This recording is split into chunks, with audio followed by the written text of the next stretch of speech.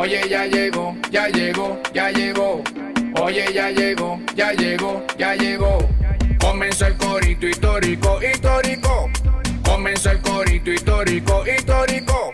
El podcast en idioma de la calle, si no lo conoces, mejor que te calles. Esto es para gente común y corriente, de lo que sucede, siempre está pendiente. Con Javier Lara y Dorian Márquez. Así que para la oreja que no repito, óyeme. ¡Bum! Panas y bellas damas, sean bienvenidos a una nueva edición de la sección de preguntas y respuestas del corito histórico. Chayanne se llama Elmer. ¡Eso!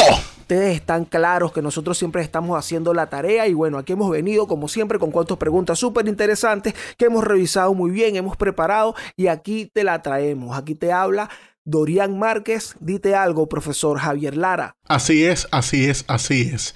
Recuerden que estamos en El Corito Histórico, el podcast donde les contamos la historia de Venezuela de una forma clara, concisa, amena y entendible. Es decir, como no te la contaron tus lamentables profesores de historia de Venezuela del bachillerato, que son la razón por la cual terminaron votando por Chávez. Igualmente, El Corito Histórico es el podcast que te enseña y si te descuidas también te preña, pero solamente si tú quieres, bella dama. Solamente si tú lo deseas y lo ansías, mi amor.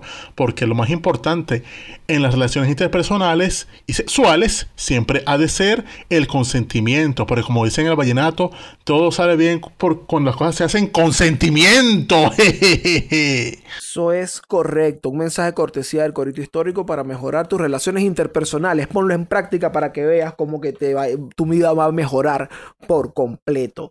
Entonces, bueno, antes de empezar, como siempre, ustedes están muy claros, pero si esta es la primera vez que llegan por aquí, el Corito Histórico sale en YouTube, en el canal de Daniel Lara Farías, sale también en todas las plataformas digitales, Spotify, Apple Podcast, Google Podcast, estamos en eBooks también.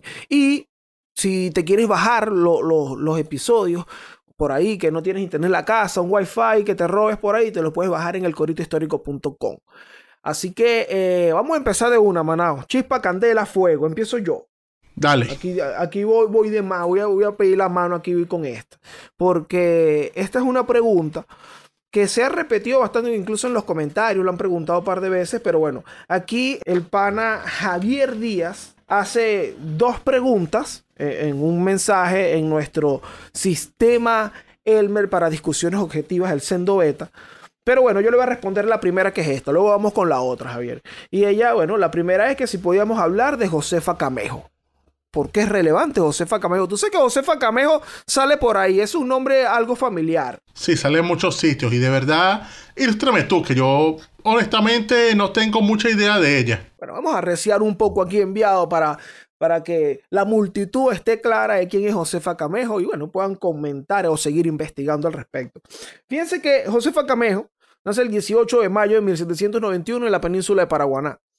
Ella es hija de un matrimonio allá, digamos, adinerado, Miguel Camejo y doña Ignacia Talavera. ¿Por qué yo digo que es adinerado? Porque ella es presentada como Josefa Venancia de la Encarnación Camejo Talavera. ¿Qué quiere decir? ¿Nombre? Más de dos nombres, eso es realeza. Exactamente. Eso está claro. Ahí tenemos la fórmula. Entonces, bueno, Josefa Camejo incluso recibe educación en el Colegio de las Salcedas de Coro y las continúa luego en las Monjas de la Concepción en Mérida y en Caracas.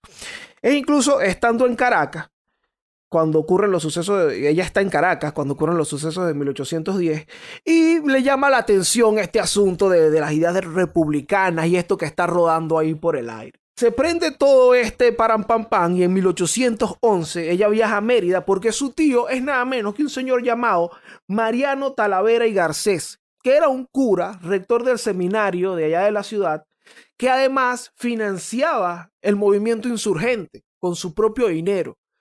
Incluso su firma sale allá, es uno de los firmantes allá de la Junta y todo este asunto. Entonces, bueno, ahí se interesa más por estas ideas.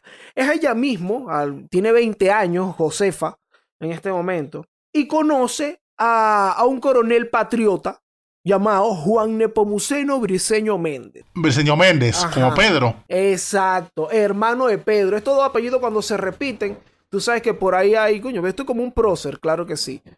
Hermano de Pedro Briceño Méndez, porque ellos creo que son 6 hermanos Méndez y los 6 estuvieron involucrados en la guerra. Ilustrísimos. Y bueno, Pedro fue el edecán de Bolívar. Muchas de las cartas de Bolívar son de la letra de Pedro. Entonces, de Pedro Briceño Méndez. Pero bueno, ella empieza a acompañar a Juan Nepomuceno en sus campañas, en su asunto. Se va a Barinas. Ella anda con su mamá. Se va a Barinas en 1811. Y en octubre, desde Guayana, los realistas intentan una ocupación. Ocupar por el Orinoco, el llano y llegar hasta allá. Entonces aquí es cuando escribe su nombre en la historia, Josefa Camejo, en primer lugar, porque ella se une con otras mujeres de la ciudad, de allí de Barinas, y sacan un documento, digamos, un bando, una comunicación llamada Representación que hace el bello sexo al gobierno de Barinas. El bello sexo, o sea, representación de la cuca al pueblo de Barinas. En efecto. Coño, siendo nombre, o sea, altísimo. Me interesa la representación de la cuca. Altísimo nombre, que además le pone Josefa Camejo a esto. Dame tu bello sexo, bella dama. Claro, y mira lo que dice, entre otras cosas, dice: el sexo femenino, señor gobernador, no teme a los horrores de la guerra. Antes bien, el estallido del cañón no hará más que alentar. Su fuego encenderá el deseo de libertad y sostendrá a toda costa en obsequio del suelo patrio. Entonces, como que mira, aquí estamos las mujeres de Barinas activas. Aquí estamos las totonas. Aquí está, exacto, la representación activa. Entonces, bueno, a principios de 1813, Barinas es ocupada por este oficial realista Puig, o Puy. Ya, sí, el catalán, tengo entendido. Claro, y bueno, se tenía entendido que era un terror en los llanos en donde atacaba Puig. Entonces, Manuel Antonio Pulido, que era el gobernador en ese momento de Barinas, hizo la evacuación de la ciudad hacia San Carlos. Entonces, para allá fue a parar Josefa, pero estaba crecido el río que tenían que cruzar y la mamá se ahoga. Coño, qué bolas. Bueno, ella queda ahí, ella sigue ahí con su esposo y todo, llegan a San Carlos y ya en el año 14 saben que Urdaneta, mientras Bolívar emprende la inmigración oriente, Urdaneta hace el camino contrario hacia la Nueva Granada y ahí se le une Josefa, se le une y se van. Incluso en las memorias de Urdaneta aparecen que ella se encarga de los enfermos y todo durante todo este camino, se encarga de los heridos. Ella pasa 4 años, desde 1814, como huésped de una familia republicana, patriota, allá en la Nueva Granada, en Colombia, y a mediados de 1818 se disfraza de mendiga y llega hasta Paraguaná. Sabemos que el territorio del hoy Estado Falcón Coro era un bastión realista. Eso era, mira, aquí nosotros solo Fernando VII, mi bro. Entonces, ¿qué pasa? Como bastión realista, bueno, ella igual se fue para allá, se fue a la boca del lobo. Y muchos autores la ponen como organizadora del movimiento que estalla el 3 de mayo de 1821, la conspiración en Coro, en donde algunos realistas se cambian de bando y se pronuncian a favor de la independencia. Incluso es días antes o el mismo 3 de mayo, ella va ocupando, porque ella había hecho ya un levantamiento con unos esclavos que tenía y se tuvo que tirar al mar para poder salvarse. Y cuando se da el estallido, ella lee como que un decreto en donde se declara la provincia de Coro como independiente. Entonces, bueno, en este otro evento ella pone su nombre aquí en la historia. Posterior a esto, después de la batalla de Carabobo, a inicio de 1821, después de 1821, perdón, ella, después de la guerra, se retira a sus haciendas porque ella le quedaba por ahí un patrimonio. Juan Nepomuceno Briceño Méndez muere en la guerra y ella posteriormente se vuelve a casar con el doctor José Bracho y se muda a Maracaibo, en donde muere en 1870. Ah, coño. Entonces, está bien. Tú sabes que ella tuvo descendencia, un dato aquí curioso. Ella tuvo descendencia con Briceño Méndez, un hijo varón llamado Wenceslao Briceño Méndez. ¿Qué pasa con Wenceslao? Wences para los amigos. Wenceslao, en el año 1875, él era ingeniero, también era militar. Entiendo que peleó en el bando de los conservadores, en la Guerra Federal. Pero en 1875, el presidente del estado Zulia, que era Octaviano Osorio, disculpa, le pide que haga un estudio sobre minerales en la zona del Guasare, en el estado Zulia. Entonces, es él el que hace el primer estudio y que descubre las minas de carbón. Él habla en su informe que hay 3 minas de carbón importantes allí en la zona y que además hay otros minerales que hay que seguir revisando, que ahí hay un material que hay bueno, que no sabemos qué es, pero hay que continuar revisándolo, que hay evidencias. Y esto se toma, el estudio de Wenceslao Briceño Méndez se toma como el primer informe sobre mineral y sobre petróleo que hay en el país, porque posteriormente cuando se van a hacer los estudios, el estudio previo que había era el de él y se basan en él para, bueno, luego llegar a la exploración petrolera. O sea, él fue el primero que dejó la vaina asentada, porque claro, José María Vargas también había hecho algo similar, pero fue algo, digamos, muy ingenuo, que le descubrió como que aquí hay como una sustancia así negra y bastante oleosa, pero así de, digamos, arbitrario y documentado, o sea, de investigación, lo hizo Wenceslao Briceño. Wenceslao Briceño Méndez. Entonces, bueno, dato curioso, el hijo de Josefa Camejo. Otro dato curioso, Josefa Camejo es incluso, bueno, tiene un aeropuerto.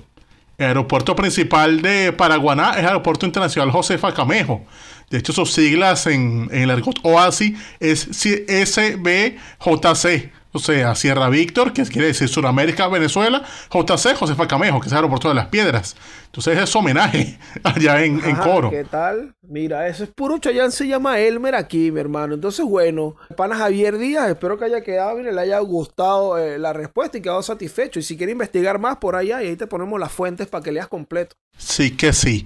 Bueno. Háblales tú, Manao. ¿Qué hay? Yo tengo una pregunta que me va a disculpar el que la hizo, pero lo que pasa es que puso mucho texto, por lo cual le agradezco a la gente de cuando hagan las preguntas. Traten de ser breves porque a veces el tiempo apremia. Voy a resumir de la siguiente manera. O sea, él me pregunta sobre qué le puedo decir sobre el personaje que da nombre al municipio más pequeño de Venezuela, que es, según él, el municipio turístico Diego Bautista Urbaneja en Lechería, o sea, sobre quién fue él. Y también, bueno, me pregunta por ahí por encima que si será cierto que algún rey de España pasó por América, por los virreinatos y eso.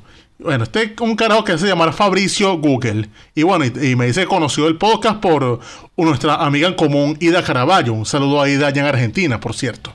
Pero bueno, volviendo al tema, mercado amigos.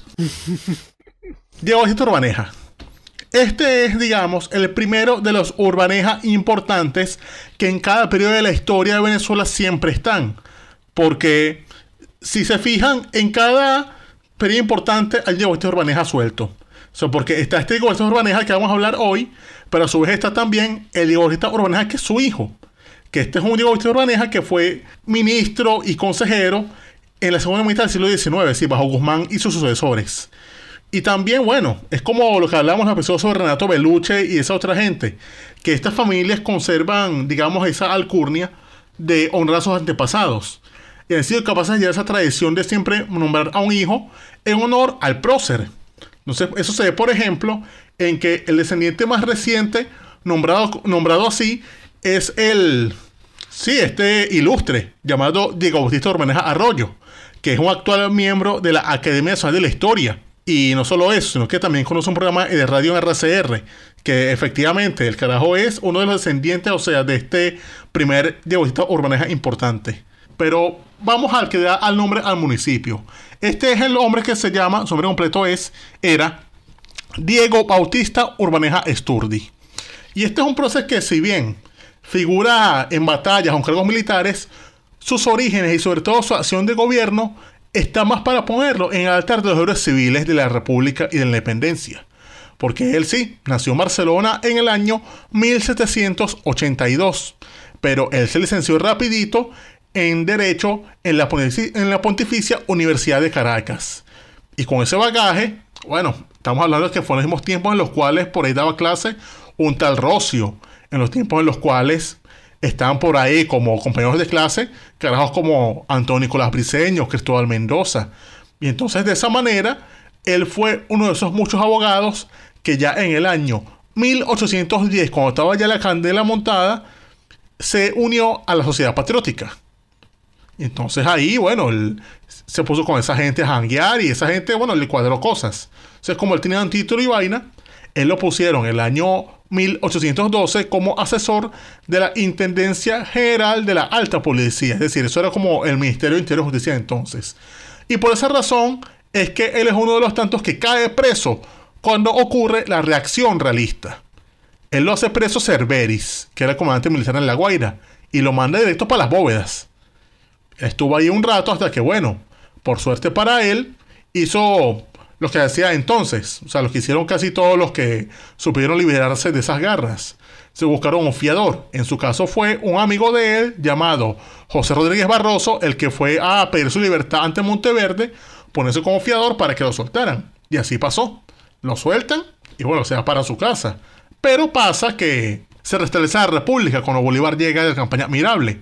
Y cuando Bolívar llega, él busca quién está por ahí para gobernar, y lo busca a él. Y lo monta como síndico procurador del Ayuntamiento de Caracas. Sí, eso era cubriendo las zonas de San Diego, Paracotos, Cuá y Charallave. Pero por ese cargo, bueno, también le tocó otra vez tener que correr de nuevo, porque llegó ahora la migración Oriente.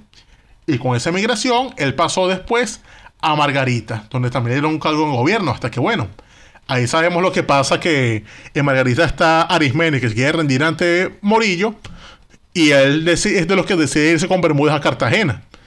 Entonces en Cartagena, bueno, le cae todo ese cerro de mierda que es el asedio, es uno de sus defensores, o sea, están los nombres ahí de los que defendieron Cartagena, y después es de los que se montan en el barco con él y con Aurí, parece a los callos de esa república. Pero a diferencia de Aurí o Bermúdez, él de una se fue al redil de nuestro libertador.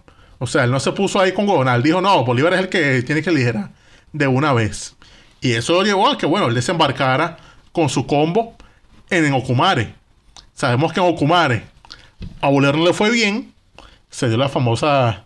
Sí, todos esos inconvenientes donde Bolívar tuvo que retirarse y dejó ahí un gentío, que fue esa gente la cual se encontró con un tal Gregor MacGregor, un escocés por ahí, nuestro corrupto favorito, el cual agarró ese gentío y se lanzó una operación que se conoció para la historia como la retirada de los 600. Es decir, se recogió a toda esa gente, la sacó del peligro, se los lleva y después se lanza con ellos a la guerra. Esa es la gente con la cual lucha en Quebrada Honda, en la batalla del Alacrán y sobre todo en la batalla del Juncal, esta importante batalla en la cual logran derrotar a los realistas, comandados estos carajos por MacGregor y por Piar. Después de eso se alta ahí como militar. Pero pasa que, bueno, que él sigue teniendo su vocación de abogado. Y él lo meten ahora, ya en mayo del año 17, en el Congreso de Cariaco. Y como comentamos ya en el episodio de Mariño, sabemos que la gente seria del Congreso de Cariaco, poco a poco, ¿qué fue haciendo? Cuando estaba brujando mucho Mariño, se pira. Y él no fue la excepción. Él fue de los que dijo, coño, esta no está leyendo mal. O sea, aquí lo que están es puro hablando mal del pana Bolívar y esta vez no huele bien, vámonos. Él se llega a Guayana y allí, bueno, Bolívar le dio cargo. Lo puso como auditor de guerra y lo metió también algo que le gustaba mucho, que era escribir artículos de prensa. Y él entró en el Congreso, en el Correo del Orinoco. Incluso allí después...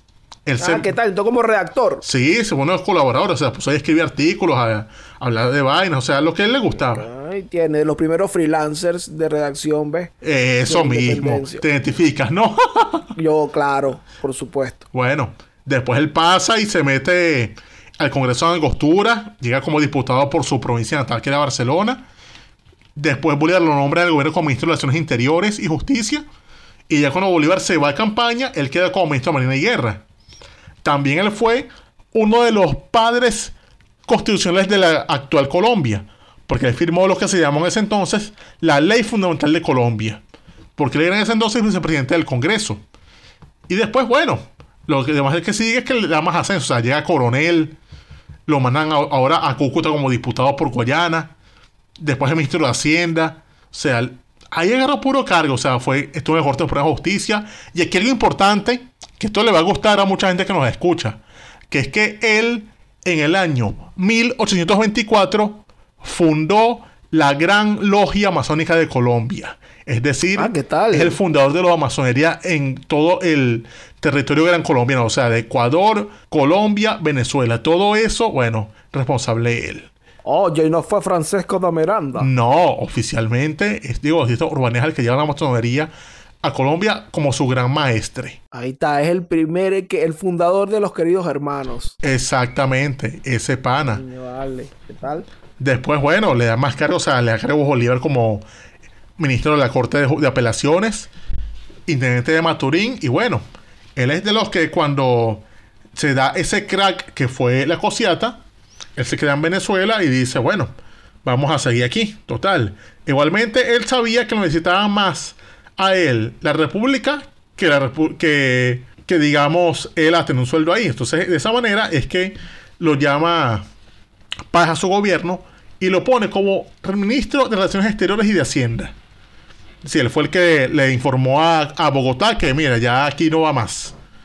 Entonces, bueno, pero no solo hizo eso, sino que como él mandó esa solicitud de que ya Colombia no es Venezuela, ya Venezuela no es Colombia, él le correspondió ahora resolver y decir, bueno, si ya Venezuela es parte de Colombia, entonces la masonería en Colombia tampoco es de Venezuela. O sea, él fundó ahora la Gran Logia Nacional, es decir, es el fundador también de la masonería en Venezuela auténticamente. Es el primer carajo que dijo, ok, soy yo. Y el carajo fue el jefe de la masonería venezolana, o sea, el primer gran maestre desde ese año de 1830 hasta el año 1844, es decir, 14 años como gran maestre, el más importante. Mira, ¿ves? ¿Qué tal? Eso es un gran dato, ¿vale? Porque la gente siempre le gusta decir, no, que tal, que Simón Bolívar, mira, el que fundó eso oficialmente, la logia, vamos a hacer una logia aquí para reunirnos con los queridos hermanos, Diego Bautista Urbaneta. Ese mismo. Y así como, bueno, tenía su cargo de masón, siguió teniendo cargo. O sea, él fue en el año 1931 vicepresidente de la República. O sea, era el segundo a bordo de Páez. Ok. Presentó memoria y cuentas del Congreso. Después se lanza como vicepresidente, como presidente, se lanza a la candidatura, pero le gana Vargas. Sin embargo, eso no le dejó de poder porque él siguió, ya cuando vuelve otra vez a la presidencia Páez, ministro de Interior y Justicia. O sea, estuvo ahí con Páez hasta ya en el año 40. Cuando ya en 1940, él se va del gobierno, o sea, tuvo diferencias con Páez, y se va a nada más y nada menos que al periódico El Venezolano. Es decir, del Partido Liberal. Del partido del papá de Guzmán Blanco. Exacto. Se lanzó otras elecciones en el año 42, pero igual, o sea, siguió teniendo claro, o sea, fue presidente de la Corte Suprema de Justicia, fue otra vez vicepresidente, esta vez bajo Monagas, incluso fue vicepresidente durante el salto del Congreso del 48. Y bueno, después estuvo allí asumiendo la presidencia interinamente y vaina. Después dejó la presidencia otra vez, llegó a la Corte Suprema. Y estuvo así agarrando cargo hasta que ya en el año 1953, tuvo su último cargo, que fue el de gobernador de la provincia de Caracas. Y después de ahí, bueno, él ya se dio cuenta que, bueno, ya serví a mi país lo suficiente, hora de retirarnos.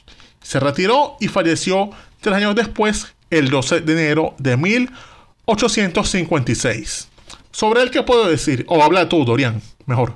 Bueno, por lo que vemos acá, un hombre de Estado. Sí, de verdad, o sea, un personaje civil interesantísimo, porque es de esos que se necesitan siempre para formar gobierno, para resolver, de esos que puedes poner de ministro donde sea y te va a manejar la vaina. O sea, un tipo que sabe de una partida, de resolver puntos de cuenta, de esos carajos que no hacen mucho ruido pero resuelven. Es decir, el caso de personas que a mí me gusta honrar, porque quien mucho hace, poco habla, mano. O sea un poco como Diego Bautista. Y por esa razón es que vemos que está honrado no solamente por su familia con ese legado que mantienen con su nombre, sino que está en el Panteón Nacional. Bien merecido, Diego Bautista. Exactamente, pero ahora, lo otro que preguntaba se me olvidó cómo se llamaba este pana. Fabricio. Pues mira, Fabricio, tú preguntabas sobre si algún rey de España llegó a venir a América. Pues no, ninguno. O sea, nos tenían olvidados. Siempre despreciaban a América y negaron su presencia. Entonces, bueno, lo pongo de esta manera. ¿Cómo no nos íbamos a independizar si esos carajos siempre nos hacían desplantes esos flojos? O sea, unos carajos que ni agarraron un barquito para acá. Claro. O sea, ni siquiera dijeron, coño, vamos a visitar por lo menos ahí México y nos devolvemos. No.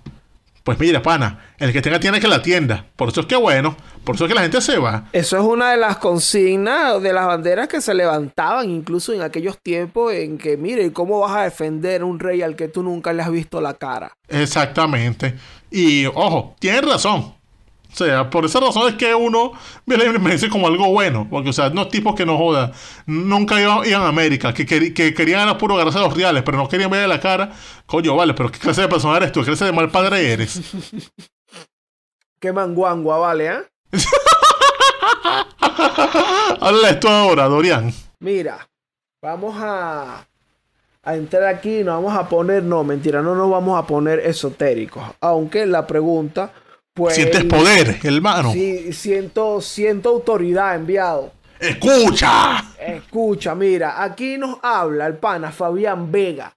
Fabián Vega dice que él pregunta acerca de los orígenes que tiene ese sincretismo religioso de María Leonza. Que cómo fue evolucionando este culto y cómo hizo para trascender o sobrevivir en un país que, bueno, oficialmente o eminentemente, digamos, es católico. Entonces, bueno, Fabián, tenemos que empezar principalmente por algo. No, estos son también opiniones dadas por estudios de que hacen sociólogos y educadores y todo esto, que es que la memoria histórica del pueblo venezolano desde la época precolombina está vinculada con los aspectos mágicos religiosos. ¿Qué quiere decir? Que nosotros desde antes de la independencia, o que los habitantes de este pedazo de tierra desde antes de la independencia dicen como que de que vuelan. Le gusta sí, creo, aquí se dio esa mezcla o fue parte de lo que derivó esa mezcla al llegar acá de los españoles con los pueblos aborígenes. Eso explica entonces por qué tanta señora que se dice cristiana van a la iglesia, pero a la vez dicen que vuelan y ven a Hermes en televisión. Exacto, o se consultan su tabaco. Entonces, esto evidentemente ocurre por la mezcla que hay entre las creencias españolas al llegar, que mira, viva Dios, la Virgen María y el Rey. Y mi esposa es prima de la Virgen María. Esas creencias se unen justamente con, bueno, lo de los pueblos aborígenes. Pero ¿qué pasa con María Leonza? María Leonza precisamente ha sobrevivido porque se le ha dado una, digamos, ambivalencia. Ella tiene un montón allí de connotaciones o de caras o de facetas, porque no hay un solo mito, no hay un criterio unificado sobre el mito de María Leonza. Por ejemplo, el primero que se publicó habla de María Leonza, bueno, como una diosa que cuida los bosques y que además tiene como una corte que la protege de otros seres, digamos, celestiales. Después se publican otras historias similares, pero también en el año 80 se maneja también el relato de que María Leonza era una hija de un matrimonio español que desapareció en las montañas y se transformó en un encanto. También se dice que María Leonza era una hacendada rica que vivió en Barquisimeto y que era muy bonita y que trataba muy bien a sus súbditos, sus esclavos. Y bueno, y cuando se murió se le rendía culto porque era chévere, pues.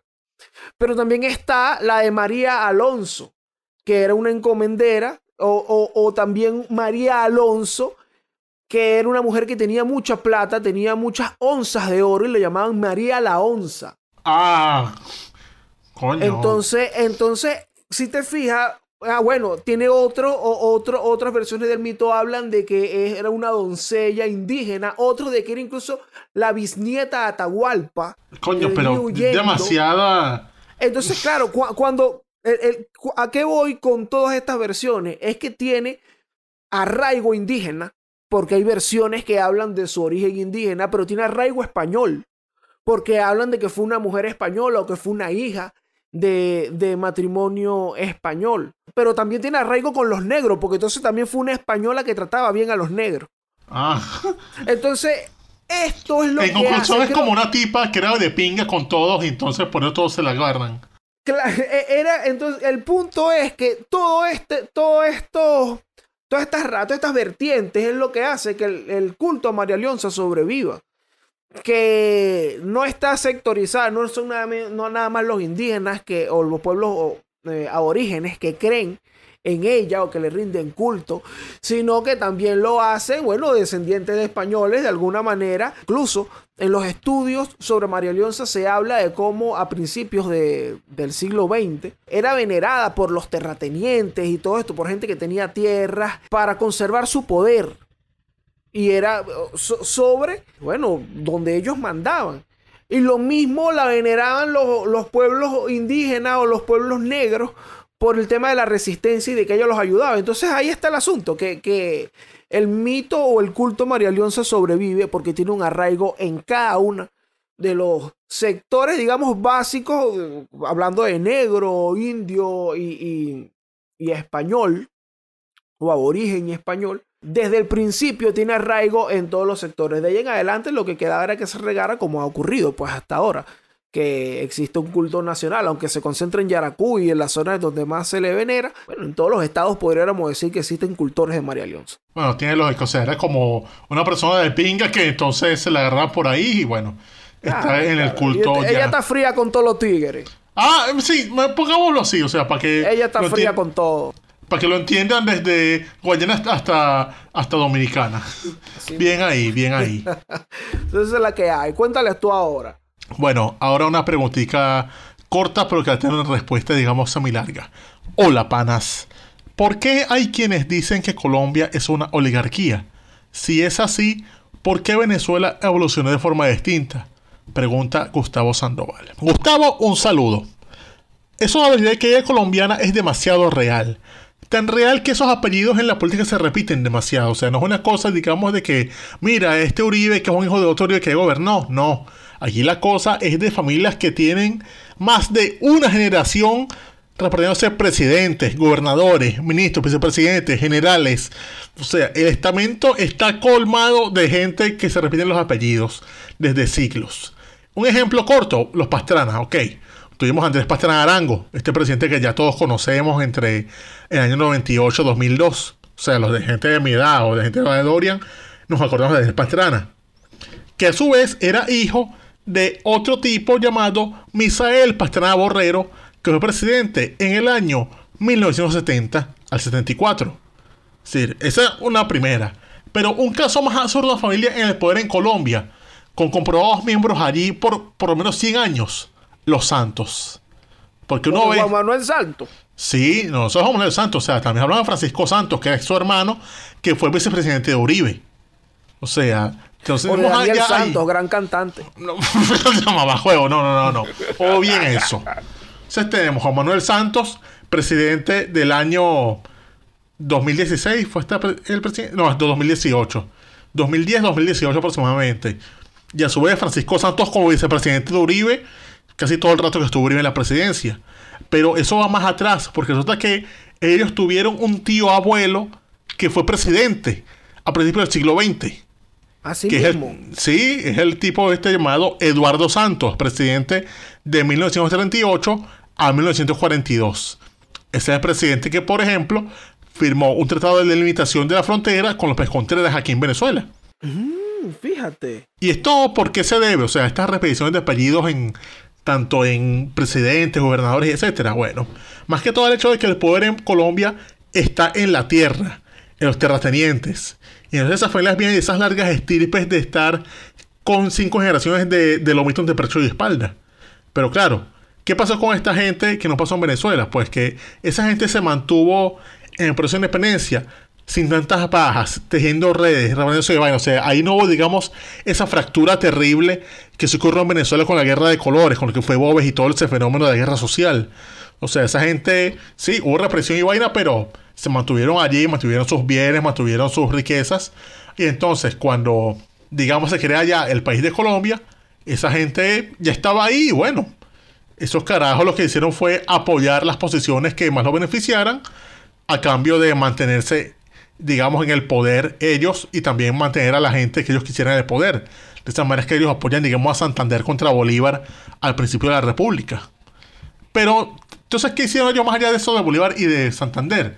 Pues bueno, que ellos empezaron a tejer redes y repartirse vainas, como por ejemplo se repartían los partidos, porque uno ve que hay familias, digamos, familias sanguíneas, o sea, familias del mismo apellido, donde vemos que tienen un hijo en los conservadores, pero a su vez tienen otro hijo o un primo en los liberales. Entonces así tienen todo repartido por ahí. Entonces tienen un hijo en los conservadores, un hijo en los liberales, un hijo militar, un hijo cura. ¿Y qué haces con las hijas? Las casas con otro político conservador y así para entonces repartir todo y que todo quede en familia y que de cualquier forma, gobierne que gobierne, todo quede en familia, claro. Todos se benefician. O sea, y sobre todo tiene esa tradición de gobierno, o sea, esa vaina de tener hijos de esa manera, entonces los mandas fuera a estudiar, lo metes en la milicia, lo haces cura. Entonces eso es, digamos, una vocación de mando, casi que de nobleza, que es precisamente una cosa característica de ¿qué? De una oligarquía.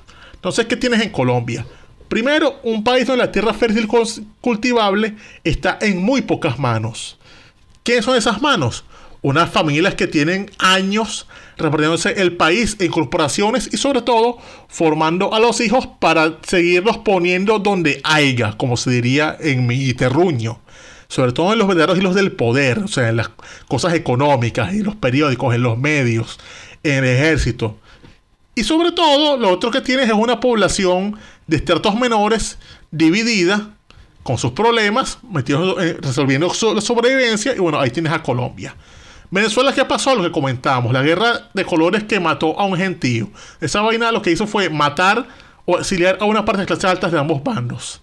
¿Y qué pasa cuando termina la guerra? Bueno, los pocos que quedaron, esa autora poderosa casta, lo que hizo fue asistir pasivamente al reparto del país que se hizo al final, cuando este montón de terratenientes militares nuevos se agarran un montón de tierras que quedaron por ahí, se las van comprando a sus viejos soldados. Y entonces, ¿qué hacen? Bueno, tienen esas pocas tierras y entonces ellos son los nuevos dueños del país. Entonces estas castas que tenían propiedades, lo que les tocó fue decirle a esos militares fue: ok, mira, mano, vamos a hacer una vaina. Te vamos a dejar gobernar, o sea, gobierna, haz lo que te dé la gana, pero por favor garantízanos el orden social. O sea, nosotros sabemos cómo trabajar la tierra, tú no tanto. Entonces, ¿qué podemos hacer? Bueno, tú gobierna, beneficianos a nosotros y nosotros te vamos a dar dinero, o sea, para que tú te puedas beneficiar también. O sea, tú te beneficias y yo me beneficio. Entonces, coño, ahora tú eres de los nuestros, porque tú eres propietario. Entonces, coño, coge consejos de nosotros, pana.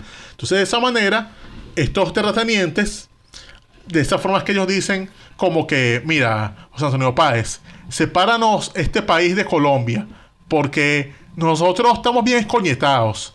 Sí, tenemos tierra, pero nosotros no tenemos la clase de tierras y de real que tienen los oligarcas de Bogotá, que esos no te quieren a ti, y que en caso de que si quedamos unidos, esos caros se van a coger también Venezuela para ellos. Entonces, ¿qué quieres tú? ¿Responder a esos coños de madre que ponen a Santander? ¡No! Entonces esa idea le caló bien a Páez y a los demás militares y separaron Venezuela. Y bueno, ellos hicieron eso de una manera de alinearse, o sea, ponen todo en manos de un necesario para que esto los beneficie. Sobre todo porque a ellos les importa es simplemente hacer real y ya de forma que les beneficie a ellos el gobierno. De esa manera es que uno ve, por ejemplo, hoy esa vaina que es esa rumba de Fede Cámaras hace semanas. O sea, esa es la cara del empresario venezolano actual, es la misma de esos oligarcas del año 30. Una gente que fue incapaz de competir con Bogotá y con el mundo, y bueno, apoyaron a Páez para cortar ese lazo, mantener controles y bueno, de esa manera contribuir a su propio beneficio. ¿Qué ibas a decir? Oye, mi bro, pero Leopoldo López no es sobrino de Simón Bolívar, ahí está la oligarquía. Pura paja, ¿vale? Eso inventó un viejo marico ahí llamado Rabayant, que hizo esa estupidez y que para darle valía tanto a Locoldo como a Capriloca. Ay, vale. Mira, pero otra cosa, hablando de Locoldo, esa vaina que uno se ve allá en Colombia de un oligarca a la política, bueno, eso en Venezuela siempre sale mal. O sea, eso le salió mal a Tinoco, le salió mal a Reni, y bueno, le salió muy mal al huevón de Leopoldo. ¿Por qué? Porque bueno, Leopoldo viene de la familia de Real, pero Leopoldo es, digamos, el hijo inútil de la familia, porque o sea, es un bicho como no sirvió para nada en el negocio familiar. ¿Qué hizo? Lo que hacen todos los buenos para nada en Venezuela. Se meten a políticos. Y bueno, doña Antonieta no quería dejarme al muchacho y bueno, le compró el partido para que hiciera sus estupideces. Y bueno, esa es la carrera de fracaso. Como no es buena para nada, métete a político a ver qué rescatas. Y bueno, también otro caso. Lamentablemente, a María Corina, que quiere hacer eso, pero mujer, no lo vas a lograr. No lo estás logrando. La estás cagando. Aquí también hay, o sea, algo que se repite mucho también. Por ejemplo, cuando nos ponemos a ver eso, los hijos de los caudillos nunca han salido buenos tampoco como para el mundo político, digamos. O no dejaron descendencia. Y los que dejaron descendencia no funcionaron luego tampoco demasiado. Porque cuando revisan, es que no hubo vocación. No hubo vocación de ese tipo. Porque, por ejemplo, tú ves que en Colombia los oligarcas mandan a los hijos o a estudiar afuera o a la iglesia o los matan al ejército, o sea, los meten para que sean generales. Aquí en Venezuela tú ves que ningún oligarca mete al hijo en el afán. No, ellos te dicen, no, ¿para qué? Para que malogren al muchacho. Mira, para bien o para mal, el ejército, ese gran poder que necesita en Venezuela, un ejército popular, o sea, ahí se mete las clases despauperadas. O sea, sí, ahí tú no vas a ver al hijo de, no sé, a Juan José Folmer Mendoza metiéndose en el ejército porque, coño, tu papá le va a decir, ¿para qué? Para que te malogren, para que comas con la servidumbre. No, muchacho, vaya, estudie en LUCAP y después siga haciendo negocios con Delcy, panas.